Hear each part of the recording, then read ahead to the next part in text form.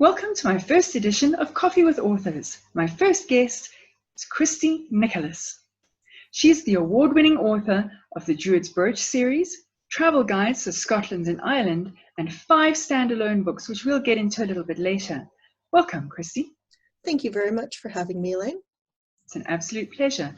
So let's get into the details quickly. Your author's page on Amazon is amazon.com/author/Christy Nicholas. That's CHRISTYNICHOLAS. That's correct. And your website address is greendragonauthor.com/books. It's actually greendragonartist.com. Artist. I'm so sorry. That's all right. Artist. And we'll put those links in the bottom of in the comments for everyone to be able to access. Thank you. Pleasure. So tell me something about your Druids Birch series. I know that you've got 8 books up at the moment, and there's another one planned. Can you tell me what the series is about? It is set in Ireland, and it's historical fiction with fantasy elements at the beginning, and then more historical fantasy near the end. Okay. It follows it's almost a family saga series, where the first book is set in 1846. The main character is Valentia, and she's searching for this brooch that her grandmother used to tell her tales about. Okay. So she's American, and she decides she's going to travel to Ireland to find her grandmother's family and the brooch, if she can find it. Okay. Well, she doesn't realize that 1846 is in the middle of the Great Famine. Yeah, not a good time to go. Not a great time for a travel. However, she learns a lot, and she finds her family and some other things that are very unexpected. Okay. The subsequent books go backwards in time following her ancestry. Okay. So she meets one of her relatives, a great aunt, in the first book. The second book is the great aunt's story when she was young. Okay. And then the third book is the great aunt's grandfather when he was young. Okay, wow. So it's like a reverse family saga. And each one has the brooch. And the brooch grants each one a different magical power. Oh, wow. That's awesome. Are they like superpowers, or is it a different kind of power? Superpower, but not very strong, especially in the later books. They get stronger as it goes back in time to the origin of the brooch. Okay. So I'm not going to give anything away, but each power has some sort of flaw or payment. Okay. So you can perform the magic, but there's a price. All magic has a price, dearie. Yes. Yeah, indeed. Okay, great. What are the names of those books? So I have them sort of in trilogies based on their time period. So the first 3 published was Legacy of Hunger, Legacy of Truth, and Legacy of Luck. Okay. And they are set in the 19th and 18th centuries. All right. The next trilogy is Misfortune of Vision, Misfortune of Time, and Misfortune of Song, and they are set in the 11th and 12th centuries. Okay. And then the third trilogy is Age of Secrets, Age of Saints, and Age of Druids, set in the 5th and 6th century. Okay. And they're all available on Amazon, correct? Correct, except for Age of Druids, which I have finished and is with my publisher at the moment. Okay. Now that sounds like it needs a lot of research. So what kind of a researcher are you? Do you enjoy research? Do you do all the research first and then write, or do you do it at the same time as you're writing? I adore research, and it's my favorite part of it. And I fall into so many rabbit holes. But I do the big research before I write, and then spot research as I write. Okay. So I will comb through, say, the Annals of Ireland, which is an historical diary, basically, of events. Oh, wow. That date starts from the 4th century onwards. Yeah. and find major events and major historical figures that I might be able to weave into my story. Okay. Because story needs drama. So it does. If I've got a war, a conflict, a major character that was a mover or a shaker, I might want to include that as part of my story. Okay. Okay. And also it helps because if you know of those characters and those events, your story will have more of a ring of truth to it as well, because you're not ignoring those events. You're not ignoring what actually happened. They're not just like floating around and like a mystical island. It's actually set in a specific place. For instance, the Misfortune of Vision, the 4th book, is centered around a siege of a castle in Ulster that happened with the Norman invasion of Ireland. Oh, wow. So there's political intrigue, there is real life historical characters that I incorporate as secondary characters. Each of my characters are fictional, but they interact with historical ones. Okay, yes, I do the same thing, especially in my sequel to my first book. There are real life characters in there sprinkled very judiciously throughout the book. And I have stopped writing and gone to research what sort of white flower might be growing on the side of an Irish hillside in the 10th century in April. Because I wanted to make sure that I didn't get an invasive species that wasn't introduced until the English came, etc. Sure. Do you find universities and places like that useful in your research? Do you get a lot of response from people like that? I have been able to get in contact with the University of Maine Department of Indian Affairs. Oh, wow. When I was doing research for pre-Columbian Maine for Time Tourist Outfitters. And he was able to direct me to some excellent scholarly works that I was then able to get on interlibrary loan through my library, because it was a $600 book if I were to buy it. But it was a scholarly work written about Penobscot man, and it was actually written at the turn of the 20th century. Oh, wow.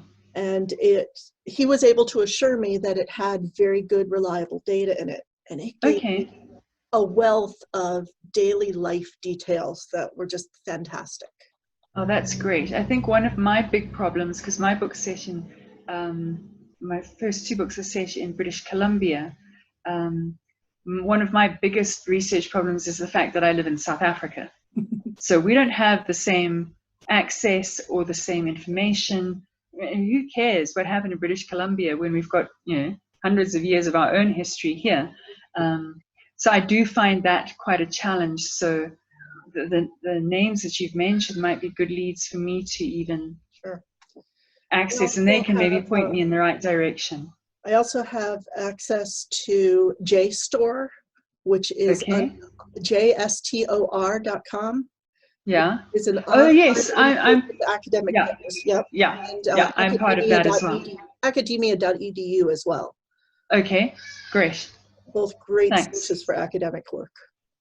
Great. Super. Thank you very much. I appreciate that. You're welcome. So let's talk a bit about your travel guides. Yes. You've got travel guides for Scotland and Ireland. What kind of travel guides are there? And did you go there to do your research? Well, they're actually what got me into writing. So I used to write very detailed travel logs of all my trips, not only so that I could remember what happened, but also to share with my friends and family. This is what I drank. This is the rock I tripped over. These are the people I met. And I had done this for 5 different trips to Ireland at one point. And I had a friend who was also a publisher, and she suggested that I write these into a travel guide on how to help other people plan their own trip and not be attached to a tour guide if they didn't want to be. So I took the information that I had learned, I wrote up a whole list of tips and tricks on figuring out your budget, figuring out what you actually really wanted to see, working out an itinerary, using a map, where to go for research on bed and breakfasts or self-catering, practical tips, how to buy around a pub, things that you might not know how to do ahead of time. Yeah, yeah. And also because your books have quite a mystical, your Druids Birch series has quite a mystical sense to it. Are these travel guides kind of focused on these sorts of things to see, like mystical places in these countries to go visit? I have a section on fairy folklore and fairy tales and things like that. And because Ireland and Scotland both have a very, very strong tradition of such tales, I couldn't really write a travel guide without paying attention to that. And I would want to, because I love that aspect of both of the lands. So a good third of each of the books is a set of hidden places. Things that are not on the normal tourist path. They're kind of hidden out of the way, like stone circles and fairy hills and things like that. And I've got a bunch of my own photos in there as well. Okay, great. So you mentioned that you've said, we've chatted about how you've gone to visit and that they got you into writing. So you weren't going there to research for your books. Why choose Scotland and Ireland to visit so many times? What attracted you to those places? Well, I have some ancestry to both. I have a great-grandmother who was a Mackenzie and another one who was a Ford from Ireland. And but my Germanic ancestry is bigger, is a larger chunk, but I'm not nearly as attracted to that aspect of my ancestry. I've just always been attracted to both Ireland and Scotland. And the first time I went there, I realized that I was at home. I leave a bit of my soul there every time I go. Would you consider moving there permanently? I've been trying to do that since I was 22. Oh, really? I've been sending out resumes. Okay, well, I hope you get there, because then when I come over to visit, I've already got a friend in Scotland and family in England. I could come visit you. That would be wonderful. Now, let's talk about your 5 standalone books. Which of those is the most recent? Because you've got quite a few. The most recent is Time Tourist Outfitters, Ltd. Okay. Tell me more about that. That's a time travel adventure set in modern-day Toronto, modern-ish day Toronto, like near future. Kind of an alternate universe where the U.S. has had a second civil war and parts of it have broken off into a Coventry-type state, and the other half has joined the United States of Canada. Okay. And the main character is a 55-year-old retired time agent who runs a costume shop for time tourist travelers. That sounds awesome. Yeah, and she's got life skills. You know, she goes to save the world. She's not some 17-year-old who doesn't have any life skills. Yeah. And there is an outbreak of plague, and she has to literally chase it throughout history to find where the origins were. Ah, that sounds excellent. What is your heroine's name?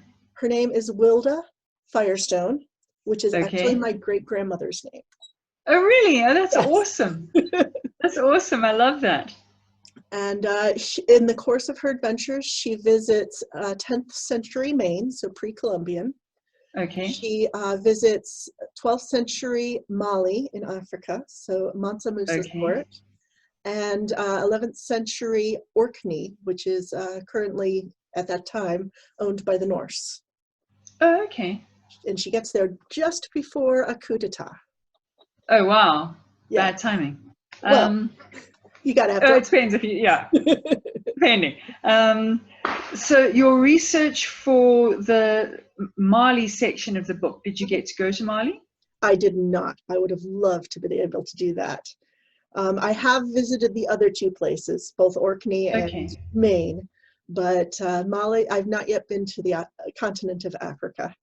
Oh, okay. Well, anytime you want to come, just give me a shout. Oh, wonderful. Thank you. We'll organize a trip to one of the game parks. Fantastic. Now, you also do your website address is Green Dragon Artists. So I'm assuming you do other things besides write books as well. So what do you do to pay the rent? And what other artistic endeavors do you have? Well, I pay the rent because I am an accountant and I work as a CPA as well as a plant controller for an iron foundry of all things. Oh, wow.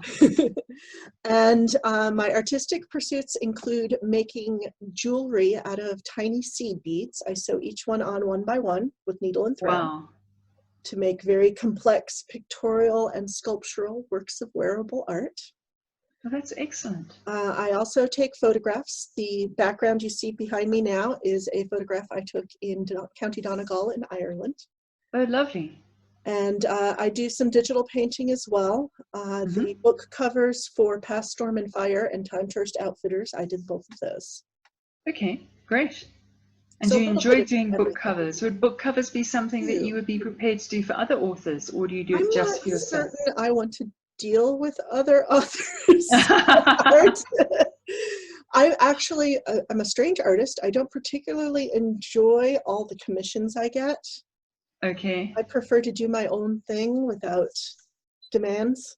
Yes, yeah. No, I understand that. I understand that. Have you sold any of your photographs?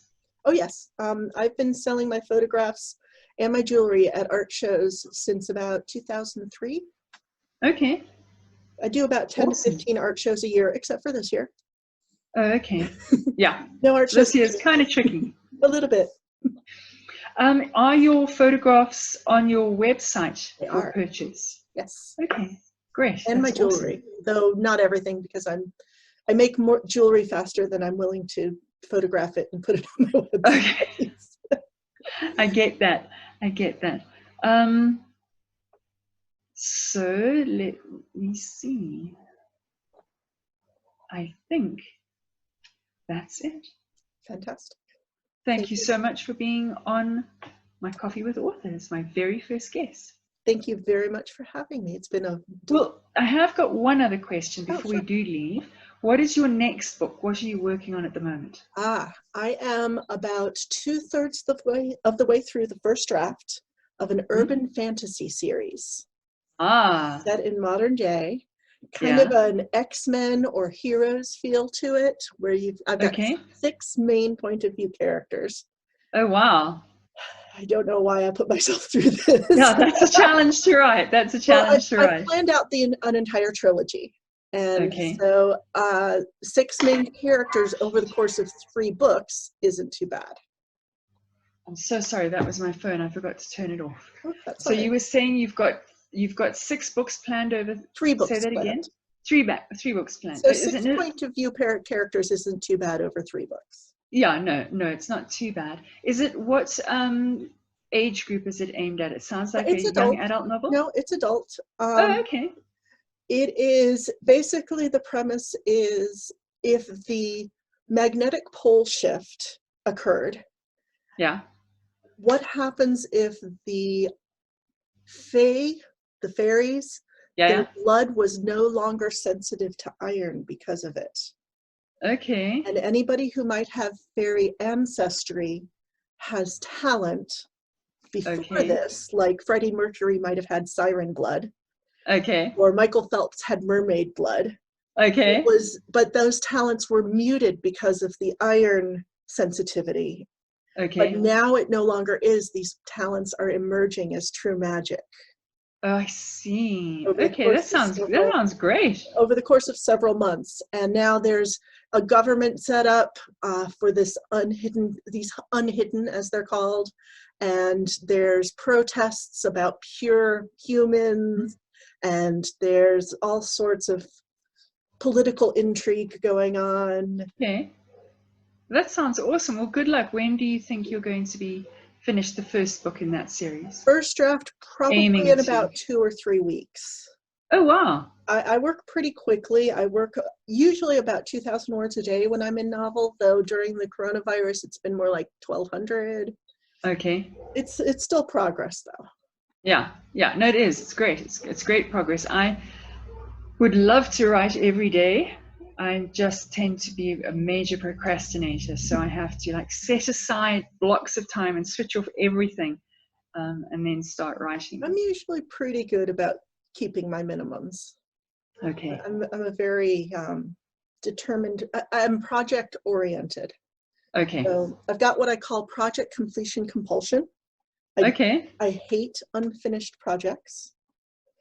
So it spurs me to finish them. They may not be good, but they're done. Do you have all the first draft is needed? Oh, okay. So I tend to write first chapters and then keep them in a file called first chapters and a list of like all the stories that I want to write, so that I never. It's constantly growing and it's insane. You know, I'd have to be a full-time writer writing like 20 hours a day to even make it. This is that something that you do? Do you write first chapters and put them aside, or do you start I write ideas. I have an idea file, and the ideas are usually a sentence, maybe 2 or 3. But if I come up with more details, I'll add to it. Like this series, I've been percolating for about 7 or 8 months as I finished other projects, but I wouldn't let myself start on this one until the others were done. That's my carrot. Yeah. We sound like we work very similar, because I might add details, but I don't go to those books until I finished, until my desk is clear of the books that I am writing, and get them out. So I'm really pleased now that I've got my 3 books that I've been working on for quite a while. The first one re-release, and then the sequel and the short stories. Now my desk is clear. I can get to the books that the next 2. I use it as a reward. The shiny new project. I can't work on it until I finish the old boring project that I'm done, that I'm tired of editing. Yes. Do you work with professional editors on your books before you put them out? Absolutely. And I have a fantastic group of local authors that we meet once a week and critique each other's work. Oh, okay, that's great. We share like a chapter a week, and different ones of us, and we put in, there's like 15 to 20 of us at any given point. And so at the end of the day, or at the end of the 2-hour session that we meet every Thursday, you've got 15 to 20 sets of feedback for that chapter. Oh, that's great. That's really good. I have an authors group here, but we tend to meet for coffee and biscuits. Actually, it's more like wine and cheese and biscuits. Nothing wrong with that. Well, and I also run a, once a month, we meet for an author's business forum. So we talk about editing and marketing and story construction and cover art and all the things around writing and becoming an author. All right. That sounds great. Maybe we can chat later about both of those groups after this interview. That would be awesome. Great. Well, that is it. Thank you very much for being on my first episode of Coffee with Authors. It was great. I loved having you on the show. So thank you very, very much. Thank you very much. Have a wonderful day today. Thank you. All right. Goodbye. Goodbye.